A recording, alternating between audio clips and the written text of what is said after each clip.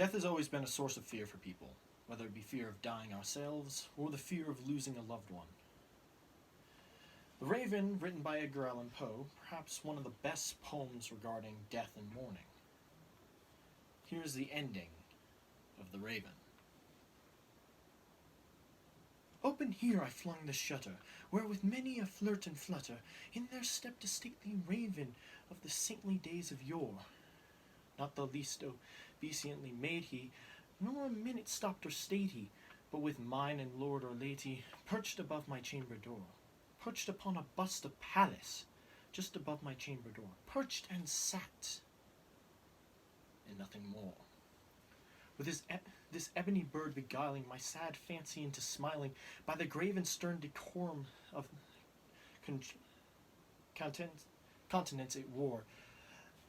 Though I thy crest by shorn and shaven, thou, I said, art sure not craven, ghastly grim and ancient raven, wandering from the nightly shore?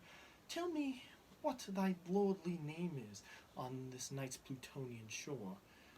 Quoth the raven, nevermore.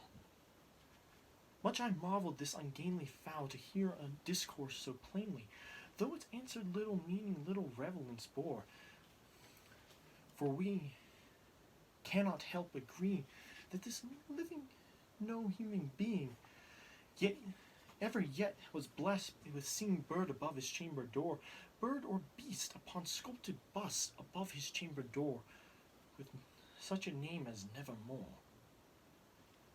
The raven still beguiling all his fancy into smiling, straight I wheeled a cushioned seat in front of the bird, the bust and door. Then, the velvet sinking, I betook myself to linking fancy upon fancy, thinking this ominous bird of yore. What this grim, ungainly, gaunt, and ominous bird of yore meant in croaking nevermore. But methought the air grew denser, perfumed from an unseen censer, swung by seraphim whose footfalls tinkled on tufted floor. Wretch, I cried, why God hath lent thee, by these angels has he sent thee, respite and neath these memories of Lenore. Quaff, oh quaff, this kind underneath, forget this lost Lenore. Quaff the raven, nevermore. Be the word our sign of parting, bird or fiend, I shrieked upstarting. Get thee back in tempest, this night's Plutonian shore. Leave no blank plume or token that thy soul has spoken. Leave no loneliness unbroken. Quit the bust upon my door. Take the beak upon my heart, and take thy form from my door. Quoth the raven, nevermore.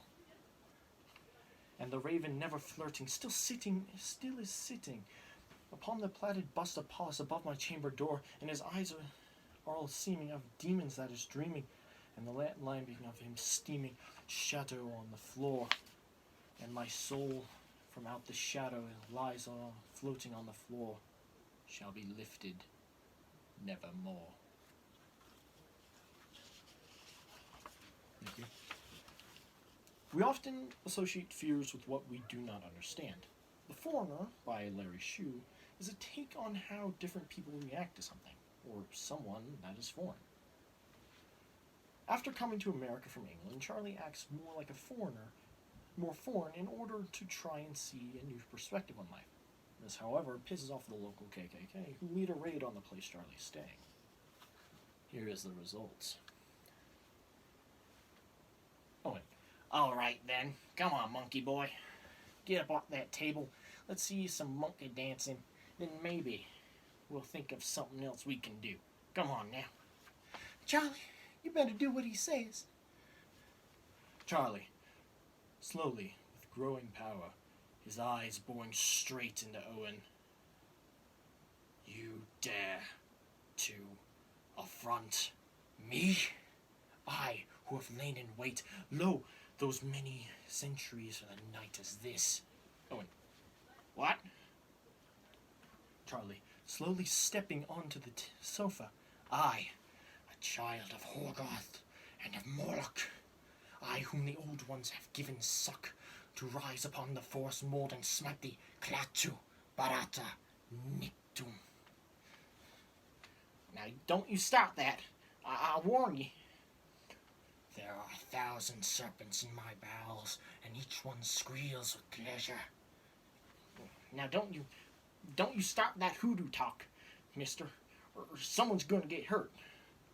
Charlie, in his full glory now, standing majestically atop the sofa.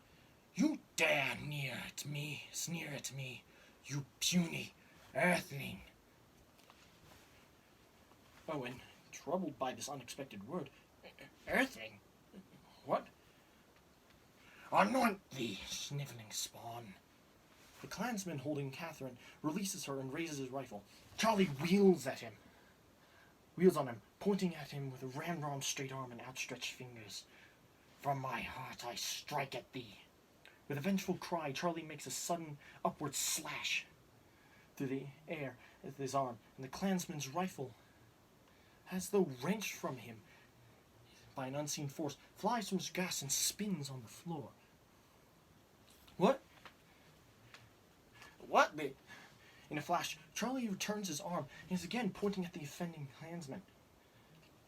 Charlie! No! No! There's no stopping Charlie in his wrath, for somewhere deep within him comes a constant, shrill, unearthly sound. We half expect to see glass objects shattering here and there, but instead, can we believe our eyes? The clansman claws at the air, giving out a cry of great searing pain, deep at first, then higher, like the voice of a dwarf, then that of an insect, as he grows smaller. His arms retract, his head sinks into his body itself writhing in place, possibly seething smoke, slowly melts in the floor, leaving only a pile of white and rumpled cloth.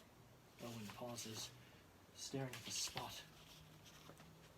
Oh shit. Charlie turning his eyes ablaze at Owen now, and bringing up his deadly arm into firing position. The bees come down. The bees come down. Look upon the bones when your bees come. Suddenly conscious in his mortality, Owen flees, crying as he's going the only exit line worthy of him. Ah! The other clansmen, who know a catchphrase when they see one, ah! Betty, Charlie, and Catherine watch the scrambling exodus until everyone is gone and the door is slammed. Thank you. We all react differently to death, but what does science have to say about it? Death anxiety, the fear that drives us, by Maria Kohut, PhD, is an article that talks about how death anxiety functions. Here's an excerpt from the article.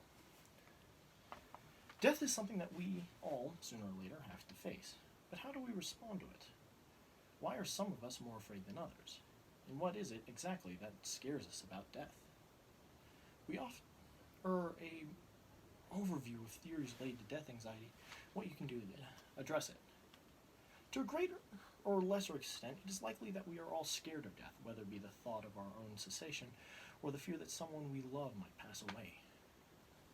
The thoughts of death are not a pleasant one, and many of us avoid these morbid musings, naturally choosing to focus on what life has to offer, as well as our own wishes and goals instead.